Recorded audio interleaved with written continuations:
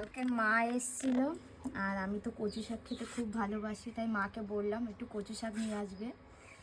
তাই মা নিয়ে এসেছিলো, তা আজকে সেটা রান্না করছি। আর আমার মতো কে কে কচু শাক খেতে ভালোবাসো? আমার তো খুব ফেভারিট এটা। আর তোমরা কে কে খেতে এরকম ভালোবাসো কচু শাক, প্লিজ কমেন্টে বলো।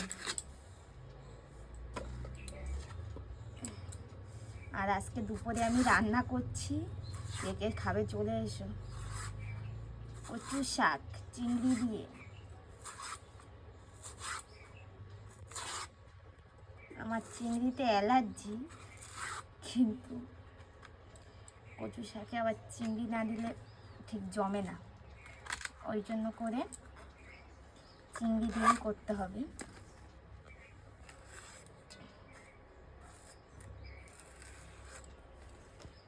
একদিন খেলে কিছুই হবে না।